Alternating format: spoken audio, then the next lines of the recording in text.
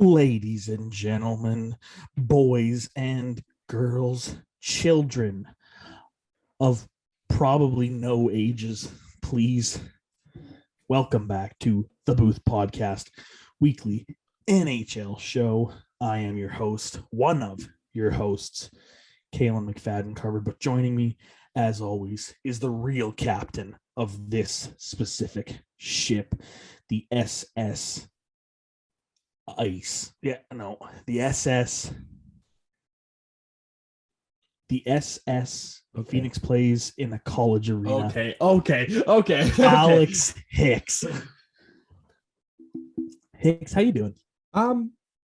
Yeah, I'm doing fucking fantastic. Actually, you know why? You know why? I told you before. Hicks was embroiled in some controversy this weekend.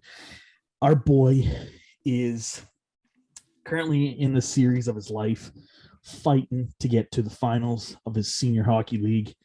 And there was some controversy this weekend, but you guys came out on top. That's all that matters. Yep, we came out on top. That's it. That's all. We're up 2-0 in the series. Need one more to get to the final. That's all you get. That's all you hear. W. All right. W. Hicksy, are you ready to talk some fucking hockey? Yeah, I'm ready to talk some fucking hockey. Some shit went down this week. We got to talk about it. We got to talk about it. What are we talking about? Man, we got to look at and I know what everyone's going to say here, okay? Because they're not doing great in the year, all right? But come on, 3 games, all right? 3-game heater for my boys on the East Coast. Montreal. You want to, I don't even know how to explain it. Here's the thing. You trade to Foley, all right? You get some pieces, you get some shit for them. Yep. You bring in some young guys, probably kind of playing, probably not playing, whatever. But you bring in some picks. But you bring in Stanley Cup winner, Martin St. Louis. And you also hire Vinny Lecavalier in the back office there. What's Montreal building for next year? They're building the fucking Tampa Bay Lightning 2004 Stanley Cup winning team in their office. There's rumors flying around that they're bringing Brad Richards top line center. I heard that. I mean, they might throw Javi Bulin back in net. Yeah. I mean, we talked about it on this show, and we said that St. Louis, you bring in a guy that played the game, that has won at this level. And again, like we said, we're not saying they're a juggernaut. We're not saying that they're coming for the cup. Oh wait, that's exactly what we're saying. Hang on a second. 5-2 Toronto. Dynasty. See you later. Here we go, Dynasty. No one's ready for the 10 straight cups that Montreal's about to win. But I mean, no, like, look at how quickly, like, just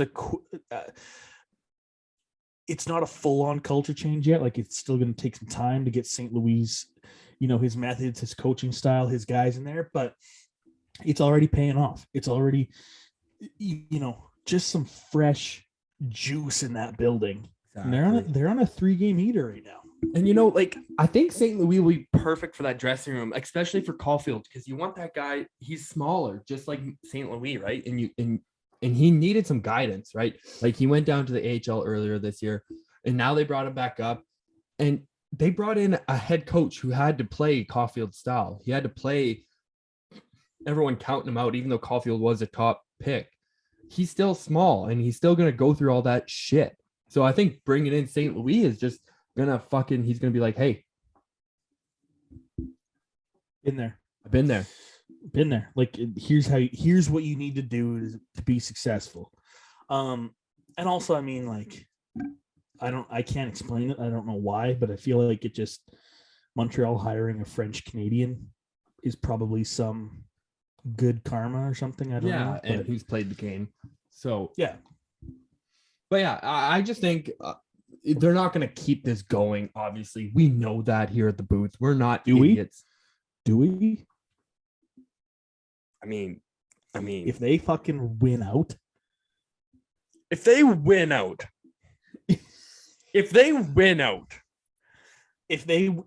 So they got 11, 33, and 7, so that's 44. They played like 51 games, so like 31 games left.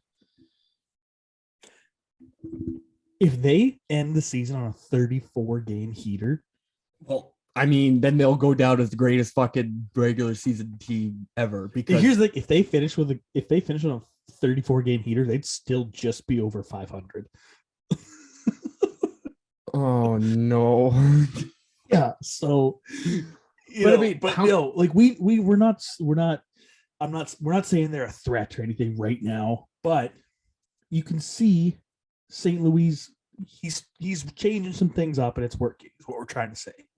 And you know what? It's gonna work. He's gonna be there, hopefully for a long time. It's good to. I just like seeing these guys who I grew up with fucking coming back in the league and working in the league. If you were like our age, or like if you were just a fan of hockey at that point, like Marty St. Louis, like you can't. I absolutely hate Vincent LeCavalier. I hate him with every fiber of my being. Why? You know exactly why. Because Vincent LeCavalier is an absolute bastard. But Davey won't like that. Dave is a massive LeCavalier fan. One of his favorite players ever. Is. Oh, because he's a fucking Canadian fan, isn't he? Man, well, he's absent. Fuck Davey, right? He's had two of his fucking favorite teams go to the fucking finals. Like, fuck him. I mean, they both lost. Well, but think about this. The years before that, the Bengals didn't win a playoff game for 30 years. And when's the last time the Habs were a juggernaut? I'll say this for Davey, all right? I'll say this. He's been up here and then he's had to crash pretty fucking plummeted, quick. and he's handled it very well. Shout out to Dave. Shout out to Davey. I love that boy. But yeah, like St. Louis, like I want to see him succeed. I want to see him be one of the great coaches because it's guys we grew up watching on the ice, and now it's like, oh, can they go behind the bench? Can they make it work back there? And that's what we're gonna find out. And I'm excited. I'm excited for next year for Montreal. Like I honestly, I just want to see Montreal back to their old ways. All right. It's like we always say this. Hockey's better when Canadian teams are better. Teams are good. Yes. And Montreal is like the fucking front runner. If they're good, then hockey's good. If they're shit, hockey's not great because like it's just Montreal. Not everybody loves them, but if all the Canadian teams were in the playoffs, like it would be hockey's great. Electric. That's all I gotta say. It would be electric. Yep. But 100% agree. But anyways, there's another Canadian team I think that we all have to point out here. And also Carve. I think you gotta make you gotta make a little choice here. I don't know. You kinda used to be and your other team is now, all I'm saying is Calgary on a 10-game fucking heater right now, got to Foley from Montreal, and now is just running away with not the Western Conference because obviously we all know who's on top. But anyways, Calgary. Okay, yes. So I have had prior affinity and affiliations with Calgary when I was a young boy, a young pup. They are cooking. They are, like you said, a 10-game heater is impressive at any point. Never forget when the Sabres did it a couple of years ago, but that was at the start. They got Tyler Toffoli, and like you said, they are just. It seems like there's no stopping them right now. They are firing on all cylinders. They are just such a good team, top to bottom. And like you look at their look at the goalies first. You got to look at the goalies first, right? Yep. So when you go look at Jacob Markstrom, it's fucking great pickup. I mean, yep. Vancouver, what are you doing? Edmonton, what are you doing? This guy comes into Calgary. He's right now supporting a 206 goals against average. Like in today's NHL, like everyone's like, oh, you got to be under 2. I mean, today's NHL, there's fucking goals being scored left, right, and center and fucking backwards. All right. So a 206 and a 928 fucking save percentage. Not to mention on top of that, 8 shutouts. 8 shutouts. you look at this 10-game win streak, though. Like you said, look at the goalies. Okay, so it starts 1-0. Then you got 4-3. Okay. Then the next 8 until present day, 4-2, 6-0, 5-2, 5-2, 6-2, 6-2, 2-1, 3-1. They give up 3 goals on this win streak is the most they've given up. They're just like they're playing like, sorry, I keep cutting off. They're playing like they played the year, what would have been 2 or 3 years ago when they were the number 1 seed in the West and they got knocked out by some butt-fuck team that no one remembers. And that team, who shall remain nameless, absolutely overwhelmed the hell out of them. That's how Calgary's playing right now. Yeah, they're attacking, right? I was watching that Winnipeg game, and it was like a swarm of bumblebees. I'm not saying everyone went onto the puck, but you could see when they dumped the puck in, there was 2 guys there all the time. There's 2 guys there. They wouldn't let you breathe, and that's what Just how energy. the It's just exactly. It's the energy that they're bringing to the games, and it's feeding off to the goalies. Because like it doesn't matter how many shots you let in a game; it's how many good shots you let in a game. And a goalie loves the easy shots, but he also loves the hard shots sometimes. So if you can just give him a lot of easy shots where he can track the puck, get used to the puck, and then those hard shots seem a lot easier for goalies because they've already been tracking the puck all game. They've been seeing the puck all game. So if those harder shots come in where they're a little bit screened or it's like a 2-on-1 or something like that, they're going to be able to make that save a lot easier than if you were giving up a lot of those shots all game. And that's what Calgary's doing. They're just playing amazing defense right now as well. They're shutting down teams early. And that's what you can see. Like it was 1-1 against Winnipeg until like the last couple of seconds of the game. I think they scored 46 seconds left and then they scored an empty netter. It's just because they're putting pressure on all game. Yep. And that was great analysis there. That was actually very interesting. But yeah, I mean, it's the same principle as, in football. You give your quarterback a few easy completions, just a few rhythm throws. Exactly. Throws he's made 100 times, right? Mm-hmm. And then those deep shots, all of a sudden he's putting the ball in a window that he couldn't before. Same idea. You let your goalie face a couple of those easy ones. No problem. Shit, I have to make a difficult save. I've been doing it all game. Exactly. It's just a mental thing. That's what it is. It's muscle memory, right? Like they've made that save 100 times before, and then the save that they've made probably 85% of the time, they're going to probably save it because, like we said, he's been tracking the puck all game, and that's why I like watching Calgary is because they don't let so many of those opportunities go up where they're going to let a hard shot on their goalie. They're just a sound defensive team, and then when they get the puck in the offensive zone, I've always, as an Avalanche fan, Colorado and Calgary used to play a lot. I used to go watch them. I hated fucking watching Calgary and Colorado because Colorado, when I used to watch them, they weren't that great, but Calgary was always that pesky fucking team who wouldn't let you fucking breathe. And that's why Colorado could never beat them, is because Colorado was kind of a little fancy and Calgary was always like, get in on you, like get in. Physical. Yeah, exactly. Yeah, and that's what, you know what, and it's working for them. And I think they got Daryl Sittler right in the as head coach. Sutter, sorry, not Sittler. Sutter, my bad. Yeah, and he's fucking back there telling his guys to run anybody through the fucking boards because he's old school fucking hockey, right? So old school guy. Like he was their coach when they were in the early 2000s. It's okay, Carl. It's okay. All right. It was Martin a long time ago. Martin Jelenoff scored. He didn't. But he didn't. If you don't think he didn't, you're though. you're an idiot. Then I don't know why we're doing this. I'm not an idiot. He didn't score. If he would have scored, they would have won. But he didn't. I'm just saying he didn't. It's like, was Aaron Donald offside?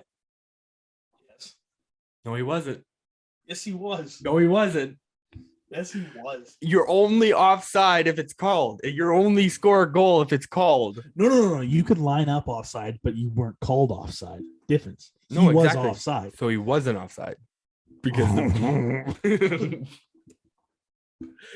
I'm just kidding. I love you, Carve. He did score. But anyways,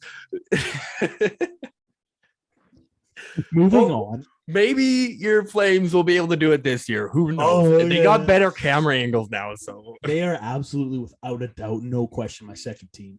I love Calgary. Calgary. Should we just motion back into your other team there? Because I've actually been willing to. I don't think anybody's talking about this team, and I don't think anybody notices this fucking team because holy piss, do you not remember when Sidney Crosby was on the trade table going to the Colorado fucking Avalanche like last year or something like that, and now all of a sudden we're the 5th or 6th best team in hockey. You guys are fucking lighting a lamp, and I can't, like, you guys have no roster. I don't even get it. Like, you got Malkin and fucking Crosby and Jeff fucking Carter and Brian Boyle. Like, and I just, it goes to show you that, like, those 31, 13, and fucking 8. I can't even express that right now. 31, 13, and 8. I watched last year's Tristan Jarry single-handedly lost quite a few games for us in the playoffs. And this year, I'm not saying he's, up for a Vezina or anything. Guy's got a 2.29 goals against average. Respectable. Not terrible, not great. Fine. A 9.22 save percentage. A lot better than he has been in the past. 3 shutouts. Okay, but yeah, like you said, I mean, you look at a roster here. Gensel, Crosby, Letang, Rust, Jeff Carter, Evan Rodriguez. Malkin, I think Malkin's only played 16 games this year. Exactly. Like, Rust has played 30, and I think he's almost got 40 points. Like, Brian Rust is a guy. But the thing is, we're, yeah, like you said, we don't have depth. We do not have a lot of depth. It's a top-heavy team, and it's amazing that it's worked as well as it has for this long. Culture. That's all I'm going to say. I'm going to put that culture. That's what it is. Good teams win. Exactly. And the culture in any sport, like Pittsburgh, I'm sorry, man, but they don't have a fucking team that should be doing this good. But it's just because the culture of the dressing room. Sidney Crosby is never going to have another fucking losing year of his life. It doesn't matter if I'm playing on his wing and you're on the other fucking wing. We're probably going to win fucking 45 games that year. Like, yep. And like, not to just talk about my professional teams that I root for, but the parallel in the NFL, like the Ravens, every year they win 8 games. Doesn't matter who's starting, doesn't matter who's injured. This year we finished 1 game under 500, I believe. And we had like 30 guys on IR. It's just, if from the top down, like culture, it's such a thing in sports. And I think that to connect this back to our first kind of talking point, Marty St. Louis has been a part of a winning culture, a very winning team. He's won the cup. He's been to the top. He's led the league in points. He's got all this stuff. He knows what it takes to win. He's been around winners. He's been around successful franchises, and he's coming to Montreal and he's saying, okay, listen, this is what it takes to win. It's not easy. It's not, you don't just win, talent doesn't equal winning. Yeah. You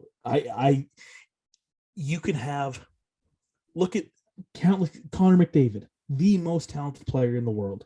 That culture is terrible. Oh. They have a losing culture. The Cleveland Browns in the NFL for 3-4 years, ever since the OBJ trade, which look where he fucking went and won. Ever since the OBJ trade, it was Super Bowls, or bust. You have a losing culture. It doesn't matter who you bring in until you fix the problem, which is nobody in your building knows how to win. It doesn't matter how talented you are. Guess what? Every player in the NHL is really talented at hockey. Yeah. Every player in the NFL is really talented at football. There has to be more than that, and that's why Pittsburgh wins. Exactly. It all falls, like they're not going to win the fucking cup every year, and I'm not saying they're winning the cup this year. No. I'm saying they're going to make the fucking playoffs every year because, like you said, it's culture. It all falls down to like, you want to fucking play for that guy. You want to play for the guy next to you. You want to play for the guy across the room from you, because you see Sidney Crosby and you see Malkin and you see fucking Letang in that dressing room, and you're like, holy fuck, like these guys have been great their entire careers. I don't want to let them down. So if I just go out there, do my fucking job, play the way I know how to play, and just trying my hardest to win a game and not make mistakes, you're going to go out there every night. You're not going to win every game, but guess what? Crosby will be there to pick a game for you sometimes. Yeah. Malkin will be there to pick a game for you sometimes. Like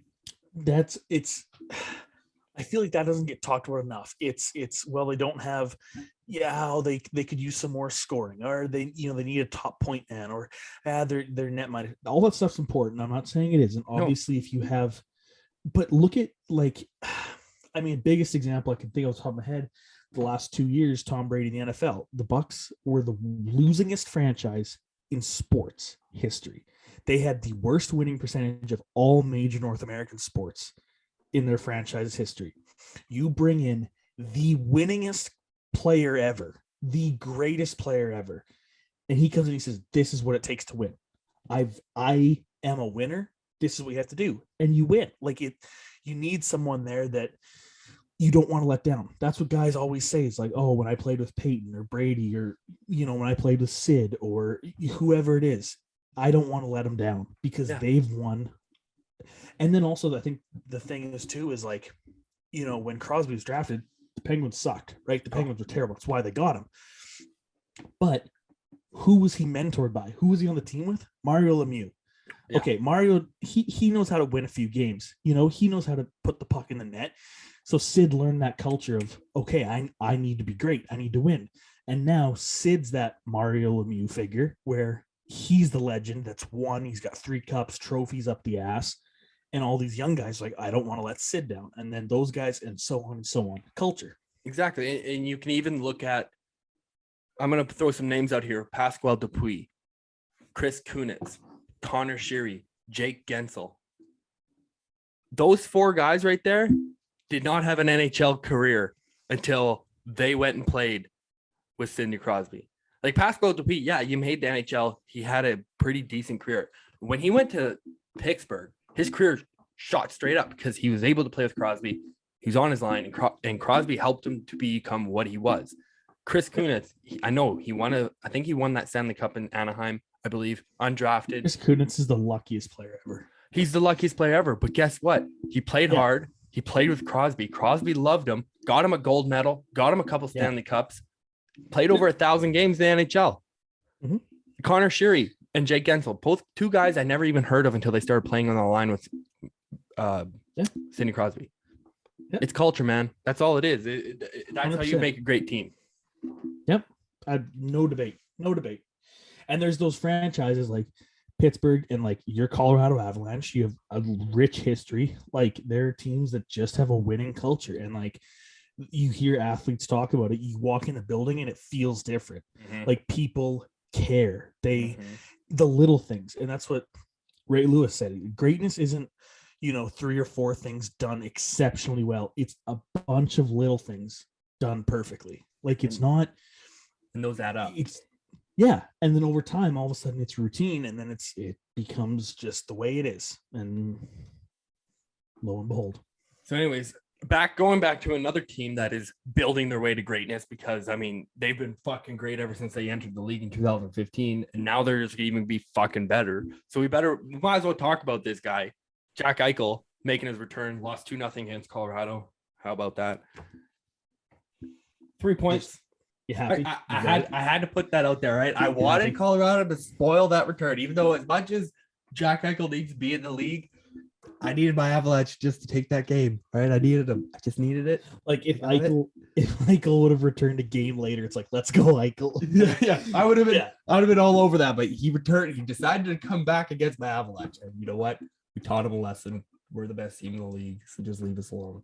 Anyways, like you said, 3 points, 3 games.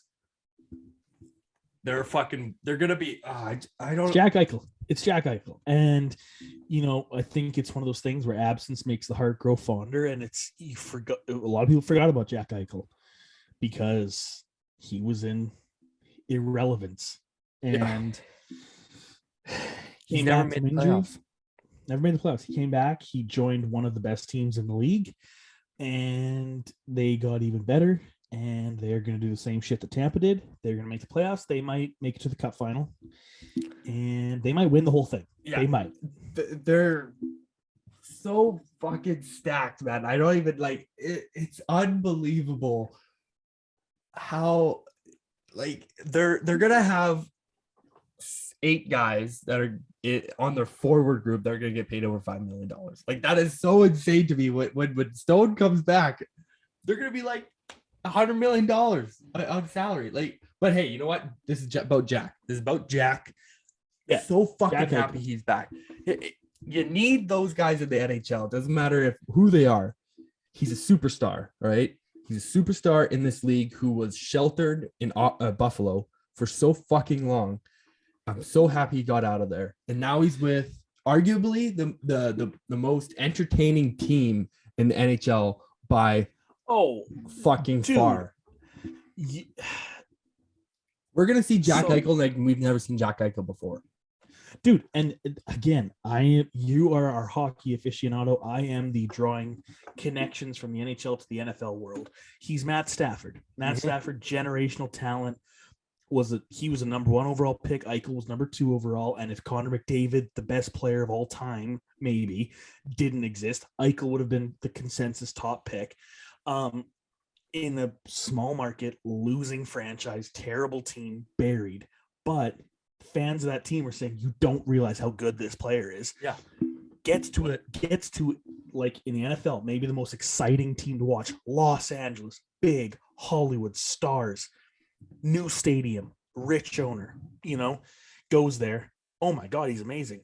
Jack Eichel goes to the new expansion team that is made the finals their first year in the gambling capital of the world, with sports betting legalized now, flashy uniforms, bright lights, the Vegas Strip.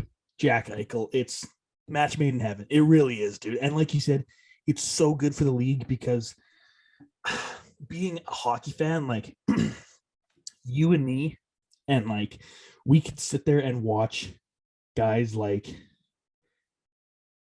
Dave Bolland and grind it out and gritty and in the corners, and we would be so happy. Oh yeah.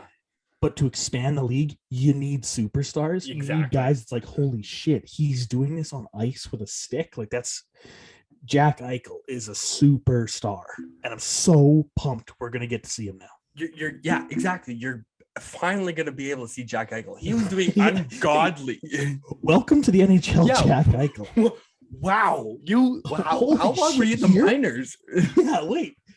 Are you Calder? You You're in rookie? the race for the Calder? You right now? Oh shit. Holy shit, dude. But no, like that's what it feels like. It feels like we're finally going to be able to see the arguably at least top 10, maybe top 5 player in the league. We just didn't know that he was a top 5 player in the league because he was literally playing in the shittiest market. Well, actually, no, he's not. He wasn't playing in the shittiest, but he's playing in one of the shittiest. He was playing in an NHL arena. Yeah, exactly. He's getting Still. exposed to like 5,000 more fans. So he wasn't playing meaningful hockey, but now he is. So Yes, exactly.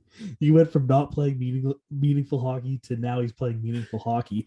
But segue, speaking of a guy who's playing meaningful hockey, connecting the dots here, this is the only time I'll leave the segment, but Jeff Skinner is the greatest hockey player. is the best acquisition Buffalo's made in like Jeff Skinner 15 years. So there's a lost episode of the SRB podcast from there's a like year ago where we dissected where Buffalo went wrong and everything, and we tried to fix them. They're impossible And to fix. We talked about Jeff Skinner, and it's notorious among hockey fans, one of the worst signings ever. It was an abomination. Terrible. He shouldn't. Yeah, Brutal. All of a sudden, he's not worth it still what he's being paid. Like, and the contract is you're screwed. Oh, but he's playing good hockey right now, and that's good for that. At least he's got 20 fucking goals. That's what I'm saying. I think he's only got like 14 assists or something like that. But hey, 20. He's finally But you weren't paying Skinner to be a set up the play. You're paying Skinner to net the puck, and yeah. shit, he's doing it. Before this year, you were paying Skinner probably $1 million a goal a year. Yeah, straight up. Oh my god! But this year, you're finally paying him around $400,000 a goal so far. Exactly. You've cut that down, over half. So good job on that one, Buffalo. But they're gonna be stuck with him. But hey, you know what? It's good to see him just making something out of nothing, right? He loses Jack Eichel. Now playing meaningful hockey. Yeah, he's playing meaningful hockey in Buffalo, that's gonna be like the most notorious fucking quote ever. Because like that person, Taylor Hall, yep, could have went to or he could have went to Boston before, or he could have went back to Edmonton, or he could have went anywhere else. And then he decides he could have went anywhere else, but he chose the worst team in the league at the time by a mile. The fact that he said meaningful hockey, it just doesn't even make sense. Like everyone knew, like, yeah, you went there for $8 million. Like that's just tell it like it is. Yeah, just say it how they offered me an unbelievable amount of money. They offered me $8 million. There is for 1 no year. expectations of me. I am an MVP of this league. Fuck it. Like Taylor Hall's been such a weird. We didn't even have him in our notes, but I'm just gonna try to. Taylor Hall's He's been on a weird career because like he went Edmonton, New Jersey, Arizona, Buffalo for meaningful hockey. Now he's in Boston. So like he's been like around the league a little bit. Yep. But he will forever be known for telling everyone he wants to go to Buffalo for meaningful hockey. I just want everyone to understand how critical that quote is in everyone's lives right now. Doesn't matter who you are. He's playing meaningful hockey. It's unbelievable because, yeah, and that's weird though. He has bounced around the league a lot. Mm-hmm. I always think of him as meaningful hockey, or the one for I one think trade. It was, yeah. I mean, I think I always think of him. I think it was his first career fight. It was like his first or second career fight, and he fought Derek Dorsett. Oh no! And broke his ankle. Oh my god! I think of that a lot too. And it was like his second or third year in the league. This young hotshot in Edmonton who was dope. And then he's like, dude, I'm gonna fucking fight Derek Dorsett. And Derek Dorsett folded the piss out of him and just snapped his ankle. I mean, for those of you that don't know Derek Dorsett, there's a reason you don't know Derek Dorsett. It's because he punches guys on ice for a living. Exactly, and he's Used probably to. a millionaire for it. So, oh yeah, it's just, but he was there to fight. Taylor Hall 100%. That's all he was there. And you know what? Good for him. Good for Taylor Hall. He's now playing meaningful hockey. Yep. In Boston, the other B. Yep. But you know, Carve, it's probably our most favorite time of the year because we're getting into March, and I do believe there's a certain something in March other than March Madness, because I don't care about basketball. Other than March Madness, there's a little something in the NHL that happens in March. It's a little something called the trade deadline. Trade deadline. I'm going to stop you really quick. This is absolutely not my favorite time of the year because it's just the end of February. But I appreciate what you're saying. The trade deadline. Oh, yeah. Okay. Yes. So it's not March yet. It's March next Tuesday. March 1st is Yes. next Tuesday. No, but I mean, even then, would you say this is your favorite time of the year? Yeah. You're just saying that because you fucking said it. We're in the gritty of the NHL. Oh, when we get into the when it's starting to wrap up the season, we go. But we're going in like 2 months left. Oh yeah. I'm gonna win this trade deadline. Trade deadline, favorite time of the year. Teams are trying to get in the playoffs. Montreal's making a push, last stand push. All right. They're like they're the 300 Spartans at the Battle of Thermopylae. against the Persians. All right. They're outnumbered. The odds are against them. They can't do this. But Marty St. Louis.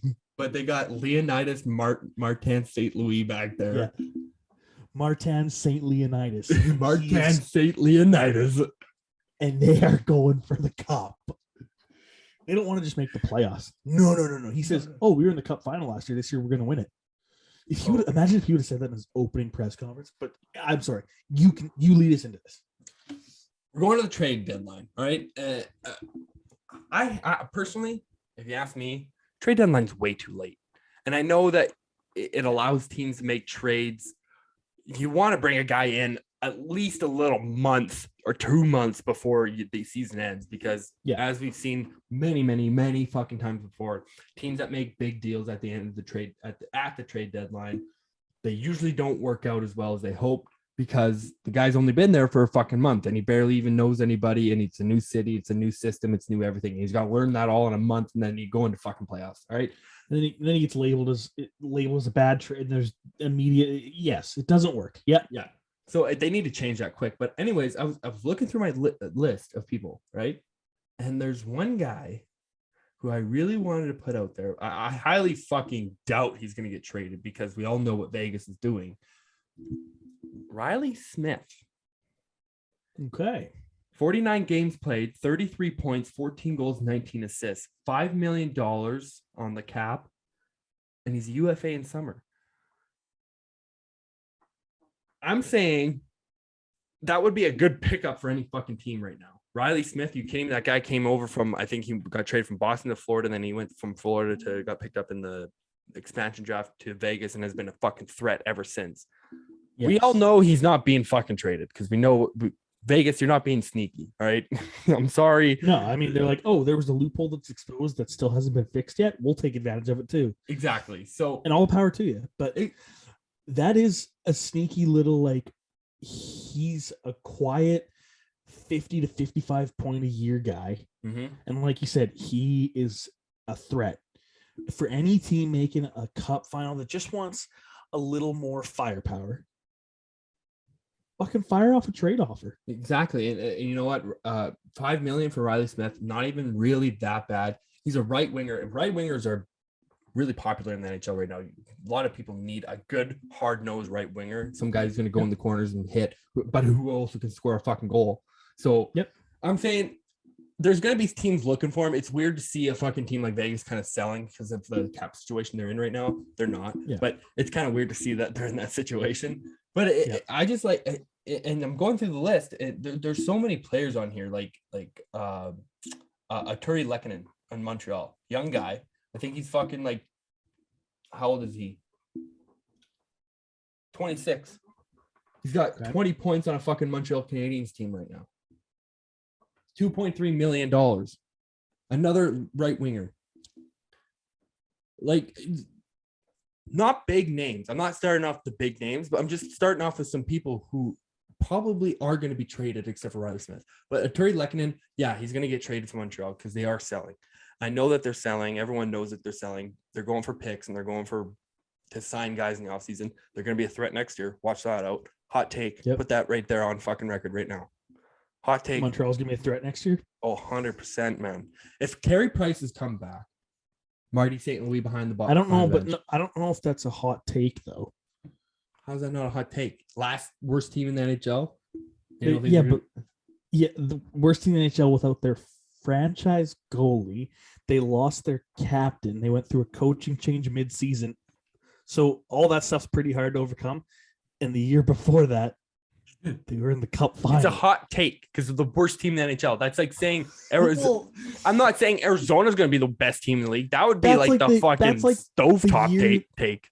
That's like the year that Peyton Manning left the Colts and they were really shitty, and everyone knew they were getting Andrew Luck the next year. And it's like, hot take, they're going to be good once it's like, they had all the pieces already. But okay. You know what? I will concede to you. Hot take. Montreal is going to be a threat next year. It will be a threat. You watch the fuck out. I will watch the fuck out. Anyways, another big name, Phil Kessel. I hope the fuck this guy gets out of fucking Arizona. Holy to God. He's not only is he like, again, obviously age, he's slowed down a bit, and Phil's never been the most spry guy out there, but shit, in his heyday, Phil the Thrill. But I mean, like you said, that's a guy that's just a threat. A team wants a little more firepower, and like we said, a culture. Phil Kessel's been a winner. Oh, he is a winner. He knows what a winning culture is. Do you know who's not a winner? Arizona. Get him out. Do you think Phil the Thrill belongs in a college arena? No. Get Phil out of Arizona. Someone trade for him. Bring him back to Pittsburgh. I don't even think he would be that much. He has 33 points on an Arizona team right now in 50 games, 6 goals, 27 assists, $8 million salary. That's going to be the ending point for that, because $8 million, that's a heavy take. You're going to have to get Arizona retain some, and they fucking want to, because they're going to have 0 players on their team next year. They're not going to make the base salary. So they're going to need to. I don't know. I hope with those loopholes, there's a team that could do that. You trade for Phil, and all of a sudden, oh shit, someone's on LTIR. They had the lingering hamstring issue. They never really got fixed. We're gonna have to put him out there for a while. Phil, hop right in. Yeah, like if you're talking about teams like that, like right here, they definitely could do that. 100%. They could bring in Phil, put like Landy or anybody on the LTIR. They could put Eric Johnson, who's making $6 million right now, throw him on the LTIR on defense, bring in Phil. I mean, why the fuck not? Like, if you could see that, I'd love to see Phil in Colorado. Exactly. I think he fits the fucking resume for Colorado. I mean, he's kind of fast, but he's got a fucking shot from hell. Comes around that circle, man. Comes around that circle and lets that snapshot go. It's like 100-mile-an-hour snapshot. But he needs out, man. He needs out. Christ, he looks like he's aged 85 years since he's been in the desert. Like, you're supposed to look younger when you can fucking go there. Yeah, that's where you go to retire and relax, and it's nice weather, and you're just golfing, and Phil looks like he's been through hell and back. Because he has been. Are you kidding me? That team has been fucking... Well, yeah, and then so all the shit he's got to deal with, and then on top of that, they tell him, hey, you're now going to be playing in front of a third of the people. You're playing in a college arena. Well, you're going to be playing in roughly the same amount of people, but you're going to be playing it with the same amount of people, but you're going to be playing in a college arena. What do you? I just want to know. Like, I can't wait, and I can't wait, but I can't wait. Like, you know what I mean? I can't wait because I don't want it to happen, but then I can't wait. Can you wait? Let me finish. I can't wait because I don't want it to happen, but I can't wait because I also want to see. Do they sell out? You have to sell the team. Like, no, do they sell out the stadium? Oh.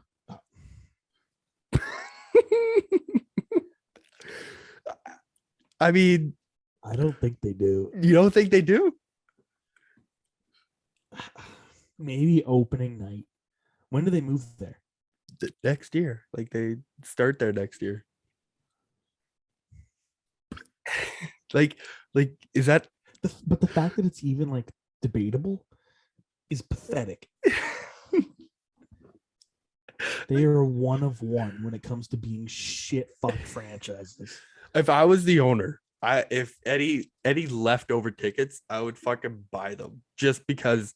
Oh yeah, so that I would could give be them to homeless people and just be like, "Hey, come sit. We need bodies. Yeah, you could sleep here tonight. Yeah, we'll gladly feed you. Here's your free ticket. Here's where you sit. Enjoy some entertainment." Well, is it entertainment? But anyways, no. Save Phil Kessel. Save right there. Hashtag save Phil Kessel. Hashtag good job, Gary. That's the title of this episode. Save Phil Kessel. I'll put it in there. Good. Anyways, another one. Paul Stastny, veteran centerman, plays for Winnipeg Jets. I mean, champion. Fucking was it St. Louis? Yeah. God damn it. Sure as fuck wasn't with you. A lot of Colorado fucking people winning a cup on that St. Louis fucking team. Yeah, when they left Colorado. Yeah. Fuck. So like, oh, we don't have to play Nino Niederreiter. Oh, okay, we can actually win now. Okay, now into my two big boys. All right, yep. So shut the fuck up. We got Thomas 4 goals a game hurdle on the trade block in San Jose. Now, 40 points, 49 games, only a $5.5 million cap right now, right? So he's a guy who can come in and fucking put your team in that next step, right? I believe it'll be he won't go to a cup contender necessarily.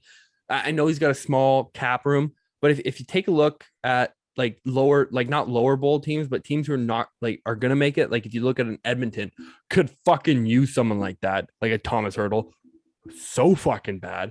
Or you take a look at a Nashville who just needs that extra step. Or even if you go to the Eastern Conference, you could bring in like New York or Pittsburgh. Pittsburgh could definitely use him. Or even fucking Boston. Like Boston's hitting older. Yep. But they still got that culture, like we said. Like bring in a guy like Hurdle who can play with Hall, go out there and score a couple fucking goals. Almost usher them into the new era of the Bees. Like, yeah, exactly. Because Marchand, Krejci, Bergeron, Rask retired. Like that era that the prime of our watching, like they're gonna retire. And then you'd have Hall, Hurdle, get some new blood in there. I'd love to see him in a place like you said, Nashville. As much as we shit on them, I actually want Edmonton to be good. Exactly. Because of Connor McDavid. I'd love to see him in Edmonton. Look, Pittsburgh obviously love to have him. I mean, just somewhere where, maybe not a Colorado, Calgary, Vegas, like not a top tier team, but one of those fringe teams that you add have the Hurdle, cap room. Yeah, they have the cap room, and you add Hurdle, and all of a sudden it's like, oh shit, they got a little bit scarier. Like they are feisty now. They have potential. Yeah, and that's what you want to see, right? I'd like to see some non-cup contending teams, but playoff teams make some big acquisitions this trade deadline, because how it's because then you run into a scenario where you have the 2012 Kings. Exactly. You're like, holy shit, this team is good. Like they are dogs, and you add Hurdle, you all of a sudden kind of have a team like that where it's like, if you're a fringe playoff team and you add a guy that has the potential to get a 4-goal, 5-goal game, obviously that's not what you're expecting out of him, but he can do it. Like all of a sudden you could upset some teams in the playoffs. Exactly. And I love a good old fucking upset, right? Mm-hmm. I think everyone fucking thrives from the fucking underdogs. You want them to win. Yeah, when Minnesota upset Colorado. Like when Colorado upset Calgary. But I wasn't affiliated with Calgary, so it doesn't really matter. Oh, shut the fuck up. You're like, yeah, you know. Yeah, I had to give my little Nino Niederreiter dig. But everyone who doesn't love an upset? Like upsets are good for sports. They are. Like they revived that fan base in LA. Upsets. Yeah. Another big guy who it's a weird situation going on right now. Like Philly, supposed to be fucking good. All right. They're supposed to have their franchise goaltender. They made acquisitions. I think they got that guy from Columbus, Cam Atkinson. Not having the year they wish they had. And now everyone's hearing some rumblings that good old Claude Giroux on the trade block. And a certain someone might be picking him up, might be sprinkling him in the top 2 lineup here. What's a realistic package what do you think you'd have to trade? Oh, would you do McKinnon for Claude Giroux straight up? Straight up, man. Like, you don't even know how much I want to do that trade. No cap. No cap. I would even retain half of McKinnon's salary for that. Holy shit. Yeah, you might have to give up a couple first too, though. I mean, it's Giroux. I mean, I think and Landeskog. Just their top line for fucking and Makar and Rantanen. Yeah, like I mean, what do you actually think realistically you'd have to give up to Philly? I've seen so many things on this. All right, and he's gonna have to. He's gonna have to go to Arizona, and Arizona's gonna have to retain salary, and then he's gonna come to Colorado. So we're gonna do a 3-team trade. So this is how it's gonna go down. All right, Colorado's giving up JT Compher. And they want an NHL ready player. They want a prospect. So our prospect's either going to be Drew Hielsen or Justin Barron. All right. And then they want a first. So we're going to have to send those three things to fucking Philly. And then we're going to have to send a draft pick of some sort to Arizona for retaining salary. Would you do it? No, I would not fucking do that trade, man. Like, as much as I want Drew on the team, Colorado right now, they just got this tight-knit group who we haven't had any injuries as of late. There's as much injuries. So like our top two lines is because that's where Drew's going to fit in is Kadri, Nichushkin, Burakovsky, McKinnon, Landeskog, and Rantanen. They've been playing together all fucking year. So you don't want to bring in a guy to break those up because they've already made that chemistry. They know where each other's going to be. They know each other's tendencies and they just know how to play with each other. Well, and that's such a thing for those that are listening or that are getting into hockey or whatever. Line chemistry, like chemistry with your line mates, is such a big thing, man. Like, you played the sport, I've just watched it my whole life, but knowing the guys beside you, again, it's the same in football. Quarterback and receivers, the offensive line, the defensive line, the defense as a whole, the secondary, communication, chemistry. You need to be able to trust your guy. Where's he going to be? Okay, what's he like to do? Just things like that. You need to be able to rely. And also the thing with Giroux is, like, on paper, like, what the hell, you wouldn't, but it's like we said, man, you are the best team in hockey right now. You are number one atop the league. If it ain't broke, like, I understand that Claude Giroux is Claude Giroux. Okay, that would be great. You're the best team in hockey right now. Yeah. Like, if it ain't broke, don't fix it. You don't want to mess with a good thing. Exactly. If you guys all of a sudden go on an 11-game losing streak before the deadline and, there's problems in the building and maybe some tension, okay, take a chance on Claude Giroux. Like, but as of right now, it's like there's not much to work on. Like, obviously, you can always get better and yada, yada, yada, I know. But right now, you're a very good hockey team. And like you said, your top two lines where he would fit in are playing great hockey. Yeah. I mean, we got a guy in the top 5 of scoring in Nazem Kadri playing on that second line. And you don't want, like, because if he comes in, someone has to move down. Like, we're not going to put a guy like Giroux on the third line. That's not where he belongs. He doesn't deserve that ice time. He doesn't deserve that. He deserves more ice time. We wouldn't bring in a guy we traded 3 pieces for and just stick him on the third line. Carver, that's what the league thinks. They said there's no way they put him on the third line. That would be ludicrous. And then all of a sudden, you put him on your third line, and the league goes, "Oh my god, we got to worry about a third line. We got to worry about Claude Giroux on the third. Yeah, we have to worry about their top 3 lines." You guys win a cup. I wouldn't say we win the cup, but I'm just saying, like you said, you win the cup. Okay, well then get fucking Drew because I need a fucking Stanley Cup. Yeah. But all I'm saying is, don't break up the chemistry if you don't have to. Like, if I'm Colorado, if I'm team like Colorado, I would go for like a fucking extra defenseman or an extra forward or even a third goalie because, like, we don't have a very good goalie depth. Like, if Francouz or Kemper goes down, bring in like a Hutchinson again or bring in something like that. Like, we don't need a fucking year-breaking trade where we have to give up good pieces just to get this guy to come in and not sign him in the summer. Exactly. And when's the last time that, like, a top team was like, "Hey, we're the best team in the league. We need to just shake it up because you guys are currently second in the league in goals. Like, you have no problems, like 5th in shots on goal, 5th in shooting percentage, 9th on power play percentage. Like, you guys are doing just fine offensively. Yeah. You might say you're doing fantastic. So yeah, you don't really need to sell the farm for a guy that might not fit in as well as the pieces you have. Exactly. And you know what? And that's kind of the thing coming with the trade deadline is, like, you're seeing more and more trades happen earlier in the year, like i.e. Buffalo and Vegas. Yep.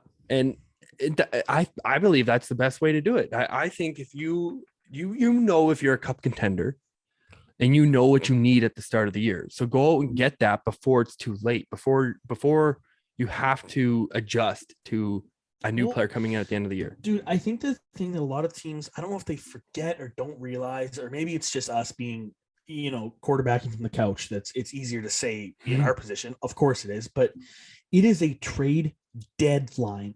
It's not, trades are cheaper this day. No, it's a trade. This is the last day to do it.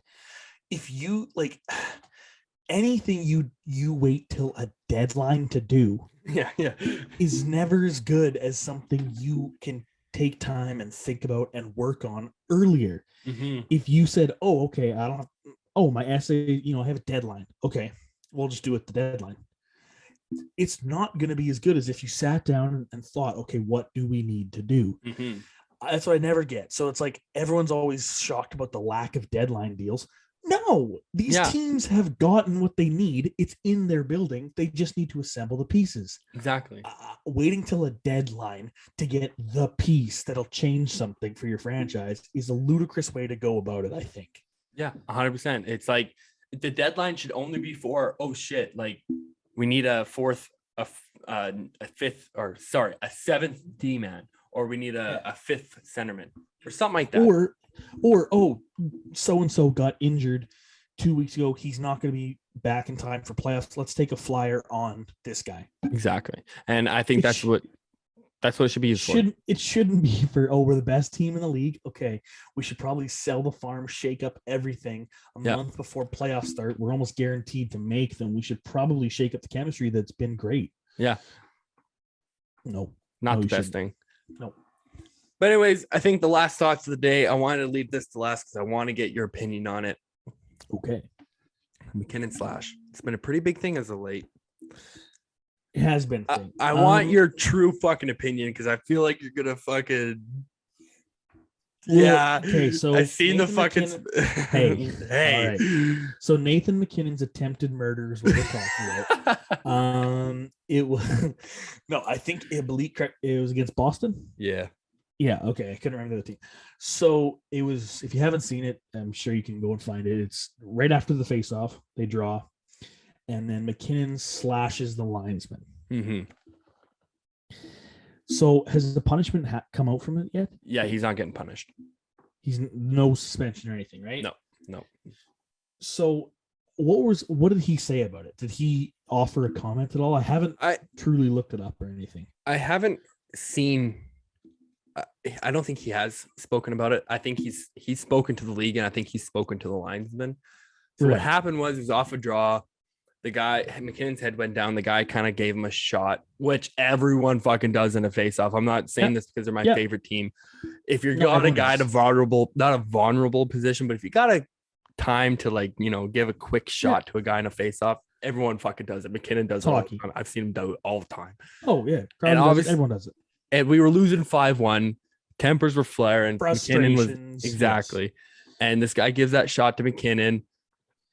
I think he overreacted by a lot because he did fucking two-hand him. Well, tried to. So the guy was skating past him. The linesman was still standing at the face-off dot. McKinnon took a stick, two-hand, tried to hit him in the back of the legs. Missed completely. I don't know how he missed. He missed wildly. I don't even I know it was not on purpose because once he slashed this linesman, you could see he's like, oh fuck, that's a linesman. Yeah.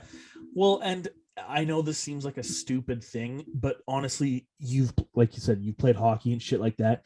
Heat of the moment, you're down, so you make the choice quickly to do that, right? And you have to take consideration. I know this seems ridiculous when I'm going to say it, but you'll be like, okay, yes, Boston, they have the black hockey pants. The refs wear black, in a blur. This is all, we can look at it in super slow motion from an eagle eye camera above and dissect it and go back and look at his angles. Yeah. Okay. Obviously we're going to be it looks like he slashes this lineman. Heat of the moment, quickly, you're in a face-off draw. Everything's moving 1,000 miles an hour. You slash it. You don't know what you're aiming at necessarily, which is, I understand, can be pro or against, but It wasn't. He didn't take two hands at the butt of his stick Yeah. and absolutely crash this guy's ACL. He gave him a quick slash. It was 5-1. They were down. He was trying to hit the centerman, obviously, trying to give him a little shot back. Missed. Hit the linesman by accident. You can see him instantly realize it. And like you said, I'm sure he talked to the linesman. Fuck, man. Yeah. Obviously wasn't trying to attack you. Yeah. You know, I think people who are calling for a suspension, calling for all this shit, I think they're being ridiculous. Well, like I shut off the game because like it was 12 o'clock when the game started. And when they started losing 5-1, I was like, fuck this. I'm going to go do something else just because I'm not going to watch my favorite team lose 5-1. There's no point. But Yeah, not a true fan. Okay. So Go on. Yeah. So I was looking at Twitter while the game was happening, and it sounded like McKinnon fucking Killed murdered. Yeah, like it sounded like he was trying to kill. Like he was on top of the linesman, sticking his stick down his throat. Like it sounded like he attached a saw blade to the end of his stick.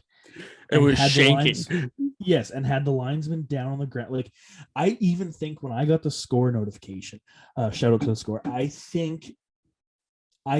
honestly think the phrasing was McKinnon hacks lineman. And at first I'm like, this guy, like something in his brain snapped. He'd had enough, and he's like, I'm a sociopath. Yeah, and he was hacking the lineman. No, that's not what happened. No, it was as simple as he meant to give a shot back that was delivered to him. Like you said, happens all the time. So obviously he was frustrated. You're losing 5-1. What if you're a professional athlete and you're losing in not by 4? If you're losing 4 scores and you're not frustrated, that's something wrong with you. Yeah. You know, take out his frustration. And here's the thing. And not to start anything, if that was Nazem Kadri, there would even be a little bit more of a thing where it's like, okay, all right. It's Nathan McKinnon. He's never been suspended that I know of. I don't think maybe he has been. No, he threw a helmet at someone. Right. But he's never been a guy. It's like, oh, yeah, Tom Wilson over here. Like, it's Nathan McKinnon, okay? That's not his game. He was frustrated. Get over it. If you're pissed off about it, fuck you. And he hit him in the shin pads, and linesmen wear shin pads like everyone else on the ice because they get hit with pucks too. So it literally, and the linesman didn't even react to it. That was the funniest thing. Like it hit him in the shin pad, and the linesman just standing there like, oh shit. Dennis Weidman killed a ref. Yeah, like, who cares? But anyways, I just wanted your thoughts on that. Like, no, I'm totally with you, dude. It was ridiculous. People who. Again, when I was with you when I got the score notification, McKinnon, it was like McKinnon hacks or slashes referee or something. I was like, okay. And then I checked Twitter, see McKinnon, and okay, McKinnon takes shot at ref, and I'm like, oh my god, like was there a bad call or something? He just fucking slashed the ref. No, that's not what happened. Literally the most innocent, not most innocent, but it was like, I don't know why they made it seem like such a big thing, because like that's like when you shoot a puck around the boards and it accidentally hits the ref in the leg, and they were just like, McKinnon fires pocket referee. It's like, referee's head. Yeah, like McKinnon arrested for attempted murder. Like, it's just, hey, it's hockey. Get over it. Yeah. Like, before we wrap up, because I think we're getting to the end here, something that broke today, not too long ago. Hey, teams, and I mean this. Hicks, can you just refresh my memory really quick? Yeah, sure. What year are we in? I do believe we are in the year AD 2022. 2022. Okay. So just to be clear, it's not 2009. No. Okay. No. So why the fuck are teams inquiring about Zdeno Chara? Oh, right. I fucking forgot about that. Listen, I understand he's 6'9" and a Stanley Cup winner, a Norris winner. 10 years I ago. get it. Yeah. And I understand that. I get the whole, it's probably more for the locker room, obviously, because on the ice, he's 45. Literally, I think he's 44, 45. He can't skate. Like, I saw I sent it to Hicks. I sent it to you immediately after I saw it, and I was just like, why? The headline was teams inquiring about Zdeno Chara, and I sent it to Alex, and I was like, why? Why are they inquiring about him? Cheap. I don't get it. I don't get it. He's cheap. He's cheap. He's also, I think, literally by now, by definition, he's an ancient relic. Like he's prehistoric. And I know that we said during our trade deadline segment that teams are looking for that seventh D-man. Look somewhere else. Like I also understand that this whole episode we've been preaching culture. Look somewhere else. Yeah.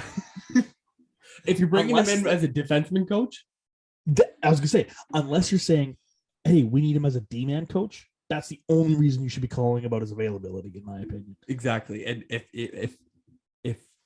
he can be the D-man coach and emergency D-man, like they have emergency goalies. If you need an emergency D-man,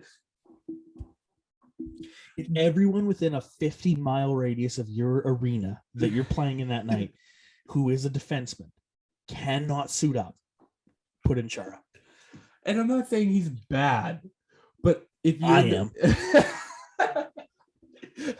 I'm saying he's a 44-year-old, 6'9", 260-pound defenseman whose time has passed, my friends.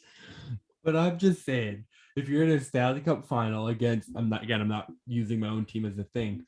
No, if he gets stuck out there with Nathan McKinnon, if McKinnon's coming down one-on-one against Zdeno Chara, I have a feeling in the year 2022, I know who I might side with on that. Like I know he's got a lot. Everyone has seen the clip of Pavel Datsyuk and Logan Couture in the corner. It would be that, but center ice. McKinnon would deliberately skate towards him. Like he wouldn't even go he would skate towards him, and he would try his most ridiculous deke that he has in his repertoire because he knows it'll work. Bounce it off the ice. Yes. 7 feet 10 inches off the ice over him. Do a backflip with the puck and then land with the puck on his stick. And it would work. Yeah. Like it just I saw that and I was baffled. I was instantly baffled. Like that's if you are bringing him in for like a taxi squad, sure. Yep. Sure. If you're bringing him in to short of that, don't do it. And he better be your last taxi teams, squad. Yeah, I saw who was it also. Shit, I won't be able to find it now, of course. But I'm pretty sure I saw Anaheim was in the mix. Shit, I don't even know if I said. Hold on. So this report, Muzzin injury, Jake Muzzin could make the Leafs an aggressive suitor. Leg cramp. Yeah. So if any team is going to for 45-year-old Zdeno Chara in 2022, baby. It's going to be Toronto. And I can't wait to watch Toronto Twitter and the media absolutely go ballistic about this. It's like when they traded for or signed David Clarkson from New Jersey. Yep. And they were like, that was the Jeff Skinner deal before the Jeff Skinner deal. Yeah. That was like, we just signed Wayne Gretzky. And so like, do you give us the cup now or do we just play the season for funds or what? Unreal. If they pick up Chara, which I do see them doing just because it's Toronto. Yeah. They do pick up Chara. You'll never hear the end of it from all Toronto faithful. They'll be like, Toronto's Zdeno Chara is a fucking all-time legend, right? All-time legend. He was. Yeah. Yeah, he was an all-time legend. Like he was an all-time legend from when he got drafted in 1963 till I'd say he stopped adding to his legacy 2015. Like I'm sure Boston was giving his 1 year $1 million contract that he always got after every year just because they liked him. Just because he is probably amazing in the locker room. Oh, Yeah, easy. great leader. Obviously, we know that. It's just not you're old. You got the longest stick in NHL history. Okay. Okay, that's just more Fuck. room for me to put it underneath. Like in his prime, he was a Norris caliber defenseman, top 5 D-man, obviously, every year. Who could shoot the Great. puck 100 mile an hour. Yeah, who could But kill if he does someone that with the puck now, his hip will pop out. his hip will pop out. And if that doesn't happen, then, His bones are brittle, will break. well, I was going to say, like, someone like Sam Reinhart will deke the fuck out of him and it'll pop his hip out. Like, I just don't know. But, It's funny for us to say that. Yes, I had to just throw that in there before we wrap things up here. But Hicks, that does bring us to the end of the episode. Anything else you want to get off your chest? I got some stuff here. It can wait. We didn't get to it, but it's not. It's the stuff that we talked about. It's not like it's not a matter of urgency. Like it's currently happening or anything. Exactly. It's just topics, stuff we talk about. Yes, exactly. So, we will get to that. I'm sure you'll hear those discussions at some point. But that has been the NHL pod. Back at it. I have a blast doing this one with you, man. It is so fun. It's fun to just talk hockey. And I'm just waiting for your set, but I mean, I'll get there. Yeah, I got to put my Crosby there. And then I might just your Martin Gelinas there on that side. Martin Gelinas goes right there. Yeah, right there. Okay. Probably have Kipper on the door, maybe. And then Happy Boolin over here. Yeah, yeah, and then my meter rider's going to hang down from the rafters where he belongs. That has been the show. We get Vinny a little LeCavier right over there. Okay, yeah, we're gonna keep. Look how they're over there. Yeah, I'm gonna fucking put. Oh, fuck you. Oh man, this is a blast. If you're still listening, we appreciate it. Go like, subscribe, share, tell your friends to fucking listen. If they like hockey, if they don't like hockey, listen to this. Exactly. Half the time we don't talk about hockey. Yep. It is a blast, though. Of course, go follow us on Instagram, Twitter at the Booth EC on both. Buy your merch. There's links, all that fun stuff.